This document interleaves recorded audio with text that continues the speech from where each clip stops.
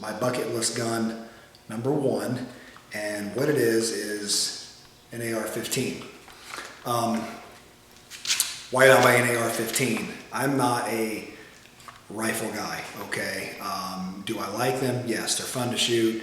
Obviously for self-defense, you know, for home defense, hunting, different things, they're great. I'm just a pistol guy, and I really enjoy doing my pistol drills, and I kept thinking when I would look at AR-15s before, do I want to spend the money on an AR-15, or do I want to buy another pistol, or do I want to go to training class for the pistol? And it all came back to the pistol. But after Orlando, with the political climate and the way things are getting, especially now, I just decided, you know what, it's been on my bucket list, one of them, let's just go ahead and get it. Now, I didn't buy a high-end AR, okay? What I bought is an Anderson AM15. I did not go with the RF85 treated model, and the reason is, I don't want a gun that I can't clean with regular cleaner and lube it.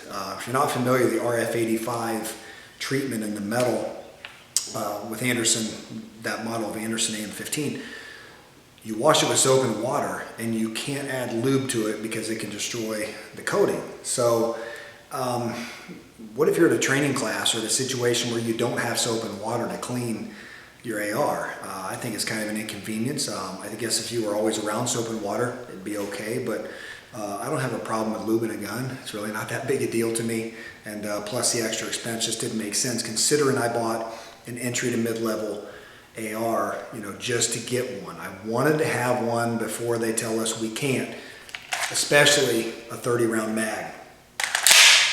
And yes, that mag is loaded, but there's nothing in the chamber, okay? Retail on the Anderson AM15 is $699. I'll give you a close-up. $699.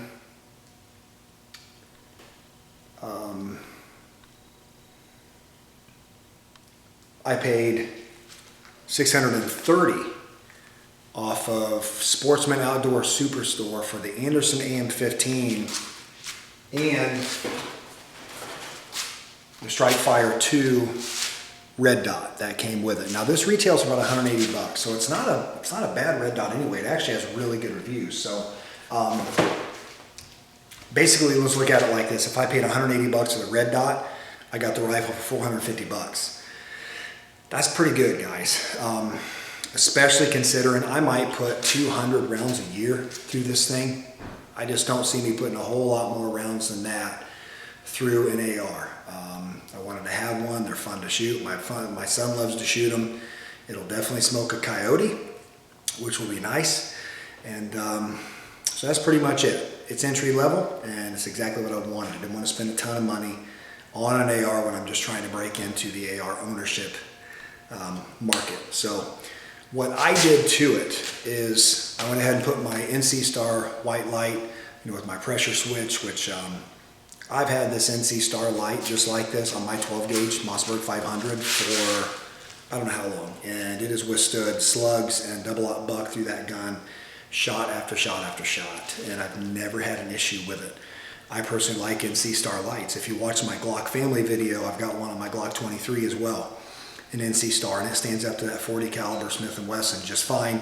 It's been in and out of a holster, it's been put on the ground, it's been shot, it's been moved, it's been bumped, and the thing still works perfectly, and I use that as a home defense gun. So anyway, I decided I like the Strike Fire optic, but I wanted something that can dial me in a little closer, obviously. So I was looking at scopes, and entry-level AR, don't want to spend a ton of money on a scope. And listen, guys, I'm not dumb. I understand the difference in high-end optics and lower-end optics. I've got a lot of experience with the Zeiss Corporation to make some of the best optics in the world. And so I just decided, though, that I wanted an entry-level scope as well. Now, this thing came extremely highly lauded by people who own it. And what it is a 2.5 by 10 power scope with a red dot on top. So, you know, in my thinking, I'm not going to put a ton of money into an AR. I wanted to have one, again, a couple hundred rounds a year. I don't need a high-end optic.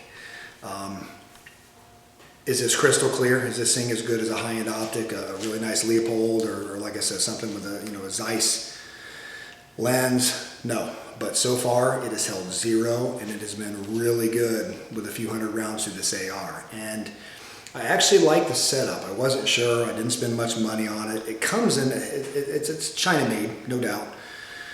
And it comes in about 6 different brands. And I can't remember all the brands right now, but Amazon has them, eBay has them. I believe they sell one off of Academy that's kind of a Firefly or something like that. And they've got it also. And what I like about it is I can go from, my regular scope right up to my red dot transition really easily, really quick. And I like having that on top. I was looking at the 45-degree sights, the offsets, steel, rapid transitions, but I like this. I like being able to come up here and my field of view is good. I can see everything without having to close both eyes. And I really like that for close quarter type stuff. So anyway, guys, I'm going to go to an in-depth review. Just wanted to show you that I'm an AR owner now, and I'm happy. I'm really happy with it.